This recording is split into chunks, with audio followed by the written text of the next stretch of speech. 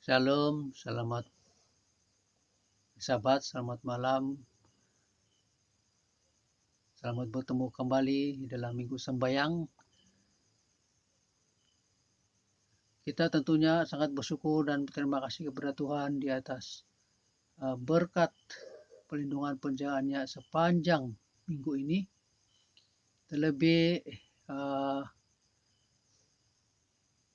campur tangan Tuhan di dalam acara Minggu Sembayang ini telah berlangsung bermula pada Sabat lalu dan sehinggalah pada malam hari ini kita sudah diberkati dengan pelajaran-pelajaran yang telah disampaikan para elders yang telah menyampaikan pelajaran-pelajaran itu dan begitu baik, yang telah membangun kerohanian kita, memberi suntikan semangat untuk terus teguh di dalam Tuhan. Lebih lagi pada saat ini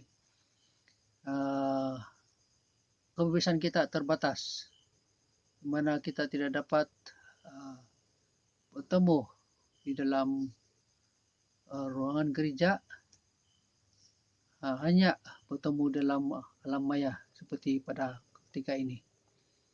Dan saya bersyukur juga karena pada malam hari ini ataupun pada kali ini adalah giliran saya untuk menyampaikan pelajaran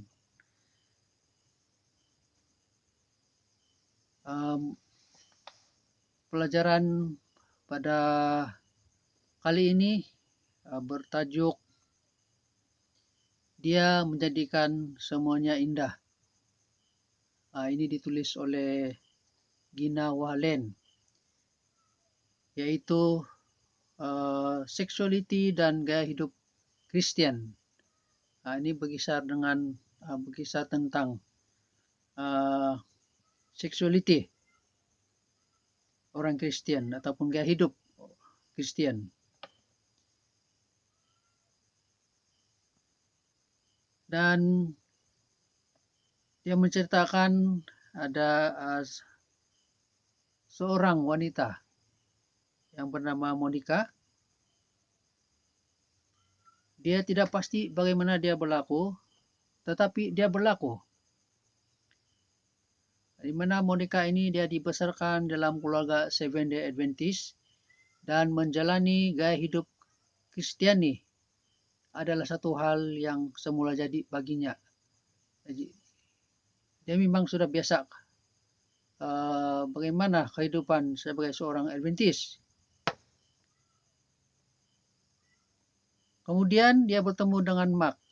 Mark ini adalah punya kawan, sama-sama belajar di sebuah college Adventist, dan mereka selalu meluangkan masa bersama dan selalu mereka berdua-duaan. Dan satu hal yang membawa kepada satu hal yang lain, sehingga kedua mereka terjerumus dalam hubungan seksual yang intim. Jadi Monica dia tahu apa yang Alkitab ajarkan tentang hubungan seksual di luar perkawinan. Dan dia sering berusaha untuk membungkam hati nuraininya dengan berpikir, bilang bagaimanakah sesuatu yang terasa begitu baik menjadi salah. Dan itulah yang bermain dalam pikiran dia. Dan Mark dan Monica tidak bersendirian. Kalau menurut pusat statistik kesehatan nasional yang berpusat di Amerika Serikat, kalau di Amerika Serikat 88.8% wanita yang berusia 15 tahun hingga 44 tahun dan 89.9% lelaki berusia 20 hingga 44 tahun melaporkan terlibat dalam hubungan seksual pranikah. Maksudnya mereka belum salah jadi sebagai suami istri. Dengan usia rata-rata pengalaman seksual pertama pada usia 17,3 tahun. Saya tidak tahu berapa ini, tapi dari tulis ini 17,3 untuk wanita, itu untuk wanita, dan 17,0 tahun untuk lelaki. Nah, sudah tentu diulang, seks sebelum perkawinan adalah salah satu daripada beberapa dosa seksual yang dilarang dalam kitab suci. Walaupun begitu, ramai yang tertanya-tanya, bagaimanakah sesuatu boleh menjadi sesuatu yang salah sekiranya ia terasa benar? Jadi apakah hubungan antara seksualiti dan gaya hidup Kristen? Apa dia punya hubungan ataupun kaitan? Jadi kita kembali kepada Alkitab. Apakah arahan Alkitabiah? Kalau kita baca Alkitab, Alkitab dipenuhi dengan rujukan mengenai dengan seks dan seksualiti, dan berfungsi sebagai panduan untuk peranan dalam hubungan yang sehat. 5 buku pertama Alkitab, kalau kita baca di sana, dia mengatur aktiviti seksual dan menetapkan peranan seksual. Sastra kenabian itu menggunakan metafora seksual di dalam pengumuman penghakiman Tuhan atas ketidaksetiaan perjanjian. Dan sastra hikmat pula membedakan tingkah laku seksual yang bijaksana dari yang bodoh dan menggunakan gambaran seksual untuk menggambarkan kebijaksanaan. Injil pula menggunakan ingatan akan kata-kata dan perbuatan Yesus untuk membentuk tingkah laku seksual dan kecenderungan pengikut-pengikutnya. Dan begitu juga dengan surat-surat Paulus, di mana surat Paulus ini pula menangani persoalan konkret mengenai perlakuan seksual. Dan begitu dengan dalam Wahyu juga mengandungi gambaran dan arahan seksual. Dengan rujukan yang dipahami seperti ini yang ada di ujung jari kita, kita sebaliknya mempelajari arahannya, ataupun kita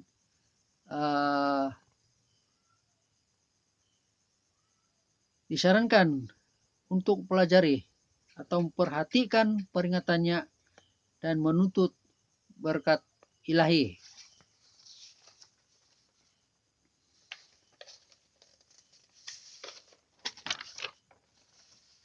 Nah, pada mulanya Tuhan menciptakan manusia dengan identiti seksual yang berbeda. Kalau kita baca dalam Kejadian pasal 1 ayat 27, di mana Tuhan mencipta manusia, dia menciptakan mereka lelaki dan perempuan, di mana Adam diciptakan dari debu tanah dan Hawa dari tulang rusuk Adam. Jadi kita boleh lihat di sini atau yang memperlihatkan keangkrapan yang dikongsi oleh mereka. Di dalam Kejadian pasal 2 ayat 23 dan 25, berkatalah manusia itu, ini dia tulang daripada tulangku dan daging daripada dagingku. Dia akan dipanggil perempuan karena dia diambil daripada lelaki, kata Adam. Itulah maka seorang lelaki meninggalkan ibu bapanya dan bersatu dengan istrinya. Lalu mereka berdua menjadi satu. Kedua-dua manusia dan istrinya itu bertelanjang bulat, tetapi mereka tidak merasa malu. Menjadi satu daging merangkumi kesatuan hati, pikiran, dan jiwa, dua individu yang berbeda. Ini merangkumi kesatuan fisikal, mental, emosional, dan rohani yang sejajar dengan sifat menyeluruh tentang diri kita sebagai manusia. Yesus juga menegaskan bahwa perkawinan harus menjadi penyatuan yang tidak dapat dipisahkan antara satu lelaki dan satu wanita. Nah, ini kita boleh baca dalam Matius pasal 19 ayat 4 hingga 6. Dan kesatuan ini bermaksud untuk memberikan kegembiraan, kesenangan, dan kelengkapan fisikal. Dan sementara Alkitab berbicara tentang kegembiraan, hubungan intim dalam perkawinan, Alkitab juga memperincikan ungkapan seksualiti yang salah dan kesan negatifnya terhadap individu dan masyarakat. Dan ini juga memperingatkan manusia akan tingkah laku seksual yang merusakkan, seperti percabulan, perzinahan, hubungan intim, homoseksual, sumbang mahram, dan poligami. Dan oleh karena tingkah laku ini merusakkan tujuan indah Tuhan untuk seksualiti manusia, kita diperingatkan untuk tidak terlibat dengannya. Nah, ini terdapat dalam 1 Tesalonika pasal 4 ayat 3 hingga 5, Roma pasal 1 ayat 26 hingga 27, dan 1 Korintus pasal 6 ayat 9 hingga 11. Identiti yang diberikan oleh Tuhan. Coba kita lihat. Sexuality adalah bagian penting dalam identiti kita. Itu adalah asas untuk identiti pribadi dan kehidupan masyarakat pada zaman Alkitabiah sehingga kini, sampai sekarang. Kesadaran tentang siapa diri kita adalah asas kepada bagaimana kita berhubungan dengan orang lain dan dengan dunia di sekitar kita. Di mana kitab suci dengan jelas menunjukkan siapa diri kita dan bagaimana kita seharusnya menjalani kehidupan kita. Di Taman Eden, Tuhan memberikan anak-anaknya 2 penanda identiti. Yang pertama, hari Sabat, yang mengingatkan kita bahwa Dia adalah pencipta dan Tuhan kita. Dan yang kedua, kepribadian kita, yang diciptakan sebagai lelaki atau perempuan menurut gambar Tuhan. Kedua-dua penanda identiti ini akan selalu menjadi asas bagi identiti manusia.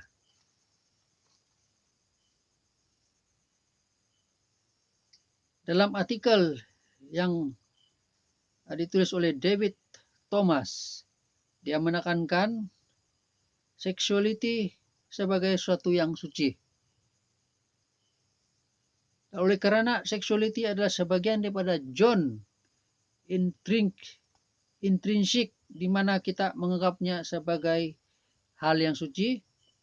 Jika tidak dihormati dengan betul dan diperlakukan dengan hambar, seseorang itu pasti akan merasa seperti diremehkan dan dicabul. Penyalahgunaan seksualiti atau pelanggaran yang dilakukan oleh orang lain menjadi menyakitkan dan merusakkan, karena tempat kudus di dalam kehidupan telah dipijak-pijak.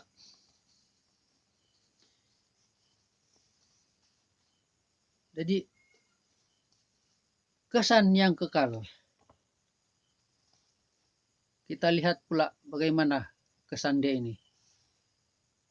Ini juga ataupun hal ini berlaku pada Mark dan Monica. Semasa mereka bercinta, mereka dipenuhi dengan berahi. Keturjaan mereka itu masing-masing mereka membawa parut luka yang mempengaruhi pribadi dalaman mereka, merusakkan persepsi diri dan hubungan mereka dengan orang lain. Penyembuhan datang hanya melalui pertobatan dan kembali kepada Tuhan. Nah, itulah kesan-kesan dia. Sentiasa membayangi kehidupan kita. Kalau kita lihat dalam kitab, ada contoh-contoh dia. Ataupun contoh Alkitabiah klasik. Saya bilang tentang kisah kecurangan seksual yang terdapat dalam kisah Daud dan Batseba. Ini kita semua tahu nih cerita dia kan, yang tercatat dalam 2 Samuel 11. Di mana Tuhan telah memberkati Daud dengan berkat yang besar atau berkat yang terbesar, dan kerajaannya berkembang dengan kuat. Tetapi melalui dosa nafsu dan pejinaan, diikuti dengan pembunuhan, di mana Daud jatuh ke dalam jurang kesedihan yang tidak akan pernah sembuh sepenuhnya. Nah, walaupun dia bertobat sepenuhnya, tidak mendapat pengampunan dari Tuhan. Dalam Mazmur pasal 51 ayat 32 kita dapat baca kisah ini. Jadi kita bandingkan pengalaman Daud dengan pengalaman Yusuf. Yang ketiga, menghadapi godaan yang luar biasa. Di mana Yusuf ini, kalau kita baca dia cerita, dia berada di rumah majikan dia itu Potifar, di mana istri dia coba menggoda Yusuf. Tapi apa Yusuf lakukan? Dia katakan, bagaimanakah mungkin aku melakukan kejahatan yang besar ini dan berdosa terhadap Allah? Dalam Kejadian 39 ayat 9. Di sini kita boleh lihat integriti Yusuf. Hati nurani yang jelas. Dia tetap mempertahankan iman dan yang mempercayainya kepada Tuhan, menolongnya menjalani hari-hari yang gelap. Ini bukan 1-2 hari, tapi hari-hari dia akan goda. Sehinggalah dia dibebaskan dan dia menerima kehormatan dan juga perdamaian. Jadi kita dapat lihat di sini ada 2 pelajaran yang besar. Dimana apabila kita meletakkan kepercayaan sepenuhnya kepada Tuhan, kita boleh mengatasi godaan-godaan itu seperti Yusuf. Dan yang terakhir, mengikuti rencana Tuhan. Tuhan tidak pernah bermaksud agar kita mengalami banyak kesan negatif akibat hubungan seksual yang tidak sah dan tidak wajar. Dia memperingatkan bahwa bahkan pemikiran yang tidak suci itu juga adalah berbahaya. Seperti halnya pornografi dalam semua bentuknya. Nah, bukan saja kita atau melakukan seksual yang tidak wajar, yang tidak sah, tetapi dengan pemikiran kita pun menjadi satu dosa. Seperti pornografi dan semua bentuknya. Nah, kita diberitahu untuk jauhilah perbuatan cabul. Dosa lain tidak dilakukan terhadap tubuh sendiri, tetapi seorang yang melakukan perbuatan cabul berdosa terhadap tubuhnya sendiri. 1 Korintus pasal 6 ayat 18. Nah, itulah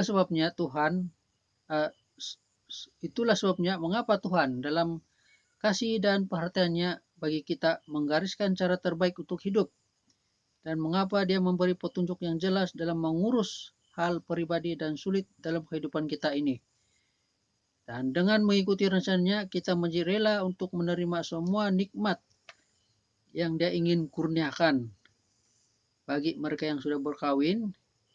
Ini termasuk keseronokan dalam keintiman seksual, Tetapi sama ada bujang atau berkawin, kita memperolehi kepuasan dan keamanan dalam mengetahui bahwa kita diciptakan menurut gambarnya, di mana dia mempunyai rancangan yang indah dan memuaskan untuk hidup kita, dan bahwa dia akan memenuhi keinginan di dalam kita. Luar biasa. Tuhan itu sangat baik. Dia sentiasa merencanakan yang terbaik untuk kita. Dan apabila kita mengikuti rencana Tuhan, sudah pasti kita mendapat keamanan hidup ataupun kebahagiaan yang sewajarnya seperti kehendak Tuhan. Dan saya pasti kita sudah diberkati dengan pelajaran-pelajaran yang sudah kita dengar beberapa malam yang lalu. Begitu dengan pelajaran pada malam hari ini, tidak kurang penting pelajaran hari ini, di mana pelajaran ini mengingatkan kita semua sebagai umat-umat Tuhan, supaya kita tidak terjerumus di dalam dosa sexuality ini. Karena sekarang dunia ini dipenuhi dengan bermacam-macam godaan, dan kita harus berwaspada dan kita tetapkan mata rohani kita kepada pimpinan Tuhan, supaya kita senantiasa mendengar bisikan Roh Suci untuk senantiasa menuruti perintah-perintah Tuhan, sehinggalah kita pulang ke kerajaan surga yang telah disediakan bagi kita. Terima kasih karena Anda semua sabar untuk bersama-sama menikmati pelajaran ini. Semoga Tuhan berkati kita semua. Amin.